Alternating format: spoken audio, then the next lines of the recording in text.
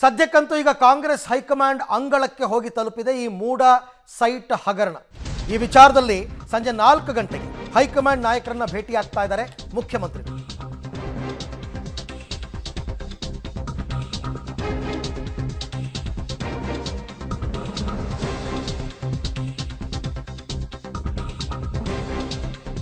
AICC ಕಚೇರಿಯಲ್ಲಿ ಮಲ್ಲಿಕಾರ್ಜುನ ಖರ್ಗೆ ಅವರು ರಾಹುಲ್ ಗಾಂಧಿ ಅವರನ್ನ ಭೇಟಿಯಾಗ್ತಾ ಇದ್ದಾರೆ ಮುಖ್ಯಮಂತ್ರಿಗಳು.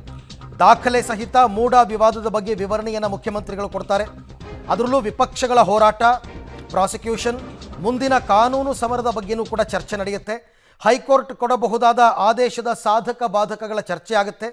ಸಿಎಂ ವಿರುದ್ಧದ ಆರೋಪದ ಬಗ್ಗೆ ರಾಹುಲ್ ಗಾಂಧಿ ಮೌನ ಮುರಿತಾರಾ, ಇದೇ ಪ್ರಶ್ನೆ ಇರ್ತಕ್ಕಂಥದ್ದು. ಇಷ್ಟು ದಿನ ಅವರು ಮೌನಕ್ಕೆ ಶರಣಾಗಿರ್ತಕ್ಕಂಥದ್ದೇ ತುಂಬ ಅನುಮಾನಗಳಿಗೆ ಕಾರಣವಾಗಿದೆ. ಹೈಕಮಾಂಡ್ ಅಂಗಳದಲ್ಲಿ ಪ್ರಾಸಿಕ್ಯೂಷನ್ ಅಸ್ತ್ರದ ಸಮರ್ಥನೆ ಮಾಡ್ಕೋಬೇಕು.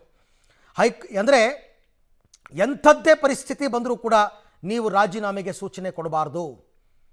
ಈ ರೀತಿ ಹೈಕಮಾಂಡ್ಗೆ ಮನವರಿಕೆ ಮಾಡಿಕೊಡ್ತಕ್ಕಂಥ ಲೆಕ್ಕಾಚಾರವನ್ನು ಮುಖ್ಯಮಂತ್ರಿಗಳು ಇಟ್ಕೊಂಡಿದ್ದಾರೆ. ಈ ರೀತಿ ಹೈಕಮಾಂಡ್ಗೆ ಮನವರಿಕೆ ಮಾಡಿಕೊಡಲೇಬೇಕು. ದೆಹಲಿಯ ಭೇಟಿ, ಹೈಕಮಾಂಡ್ ಜೊತೆಗಿನ ಸಭೆ ಸಿದ್ದರಾಮಯ್ಯನವರ ಪಾಲಿಗೆ ನಿರ್ಣಾಯಕವಾಗಿದೆ. ಪ್ರಾಸಿಕ್ಯೂಷನ್ ವಿರುದ್ಧ ವಾದಿಸೋದಕ್ಕೆ ಎಐಸಿಸಿಯಿಂದಲೇ ವಕೀಲರು ಬಂದಿದ್ದರು, ಅಭಿಷೇಕ್ ಮನು ಸಿಂಘ್ವಿ, ನಿಮಗೆಲ್ಲ ಗೊತ್ತು. ಹೀಗಾಗಿ ದಾಖಲೆ ಸಹಿತ ಕಾಂಗ್ರೆಸ್ ಹೈಕಮಾಂಡ್ಗೆ ಮನವರಿಕೆ ಮಾಡಿಕೊಡ್ತಕ್ಕಂಥ ಸಾಧ್ಯತೆ ಇದೆ. ಸಿಎಂಗೆ ಮನವರಿಕೆ ಹಾಗೂ ಮನವೊಲಿಕೆ ಎರಡೂ ಮಾಡಬೇಕಾದ ಅನಿವಾರ್ಯತೆ. ಗೊತ್ತಿಲ್ಲ, ಈ ಸಭೆಗೆ ಅಭಿಷೇಕ್ ಮನು ಸಿಂಘ್ವಿ ಅವ್ರನ್ನೂ ಕರೆಸ್ಬೋದು. ನೀವೇ ಹೇಳಿ, ಎಲ್ಲ ಡಾಕ್ಯುಮೆಂಟ್ ವೆರಿಫಿಕೇಷನ್ ಮಾಡಿದಿರಲ್ಲ, ನಂದೇನಾದರೂ ತಪ್ಪಿದೆಯಾ ಇಲ್ವಾ, ಹೀಗೆ ಎಲ್ಲ ವಿಚಾರಗಳಲ್ಲೂ ಕೂಡ ಚರ್ಚೆ ಆಗುತ್ತೆ. ಈ ಬಗ್ಗೆ ಕೂಡ ಮತ್ತಷ್ಟು ಮಾಹಿತಿ ನನ್ನ ಕೊಲೀಗ್ ಶಬೀರ್ ಅವರಿಂದ ಪಡ್ಕೊಳ್ಳೋಣ. ಶಬೀರ್, ಈಗ ಇರತಕ್ಕಂಥ ಪ್ರಶ್ನೆ, ಮುಖ್ಯಮಂತ್ರಿಗಳು ನನ್ನಿಂದ ಈ ಮೂಡ ಹಗರಣದಲ್ಲಿ ಏನೂ ತಪ್ಪಾಗಿಲ್ಲ ನನ್ನ ಕುಟುಂಬದಿಂದ, ಇದನ್ನು ಹೈಕಮಾಂಡ್ ಗಮನಕ್ಕೆ ಯಾವ ರೀತಿ ತರ್ತಾರೆ, ಹೇಗೆ ಕನ್ವಿನ್ಸ್ ಮಾಡ್ತಾರೆ ಅಂತಕ್ಕಂಥದ್ದೇ ಪ್ರಶ್ನೆ. ಖಂಡಿತವಾಗ್ಲೂ ಇವತ್ತು ಸಂಜೆ 4 ಗಂಟೆಗೆ ಹೈಕಮಾಂಡ್ ನಾಯಕರ ಜೊತೆಗೆ ಸಭೆ ನಿಗದಿಯಾಗಿರುವಂಥದ್ದು. ಈ ಸಭೆಯಲ್ಲಿ ಎಲ್ಲ ಪ್ರಮುಖ ನಾಯಕರು ಕೂಡ ಉಪಸ್ಥಿತಿ ಇರ್ತಾರೆ.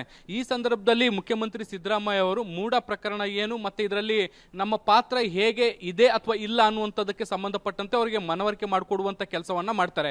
ಈಗಾಗಲೇ ಕಾನೂನು ಹೋರಾಟ ಶುರುವಾಗಿರುವಂಥದ್ದು. ಎಐಸಿಸಿಯಿಂದಲೇ ಅಭಿಷೇಕ್ ಮನು ಸಿಂಘ್ವಿ ಅವರು ಬಂದು ವಾದವನ್ನು ಕೂಡ ಮಂಡಿಸಿದ್ದಾರೆ. ಇದಕ್ಕೆ ಸಂಬಂಧಪಟ್ಟಂತೆ ಈಗಾಗಲೇ ಅವರು ಮಾಹಿತಿಯನ್ನು ಕೂಡ ವರಿಷ್ಠರು ಪಡ್ಕೊಂಡಿದ್ದಾರೆ. ಇವತ್ತು ಸಿದ್ದರಾಮಯ್ಯ ಅವರು ಹೇಳುವಂಥದ್ದು ಏನು ಅನ್ನೋದಕ್ಕೆ ಸಂಬಂಧಪಟ್ಟಂತೆ ಒಂದಿಷ್ಟು ಮಾಹಿತಿಯನ್ನು ಕಲೆ ಹಾಕುವಂತ ಕೆಲಸವನ್ನ ಮಾಡ್ತಾರೆ.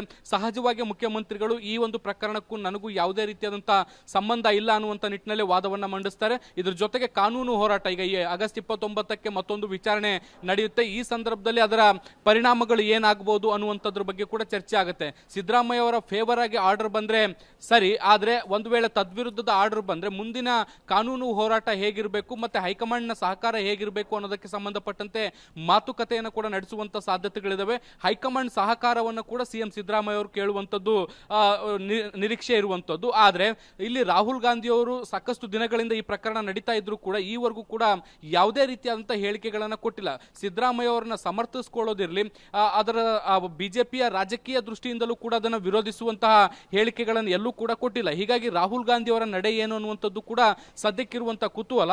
ಇವತ್ತಿನ ಸಭೆಯಲ್ಲಿ ರಾಹುಲ್ ಗಾಂಧಿ ಅವರ ಮನವೊಲಿಸುವಂತ ಕೆಲಸವೇನಾದ್ರೂ ಸಿದ್ದರಾಮಯ್ಯ ಅವರು ಮಾಡ್ತಾರಾ ಅನ್ನುವಂಥ ಪ್ರಶ್ನೆಗಳು ಕೂಡ ಸದ್ಯಕ್ಕಿದೆ. ರೈಟ್, ಥ್ಯಾಂಕ್ ಯು ಶಬೀರ್, ತಮ್ಮ ಎಲ್ಲ ಮಾಹಿತಿಗಾಗಿ ಧನ್ಯವಾದ. ಸಾಯಂಕಾಲದ ನಂತರ, ಸಭೆಯ ನಂತರ ಅಲ್ಲಿಂದನೇ ಏನು ರಿಯಾಕ್ಟ್ ಮಾಡ್ತಾರೆ ಸಿದ್ದರಾಮಯ್ಯನವರು ಅಂತಕ್ಕಂಥದ್ರ ಮೇಲೆ ಎಲ್ಲವೂ ಕೂಡ ನಿರ್ಧಾರವಾಗುತ್ತೆ.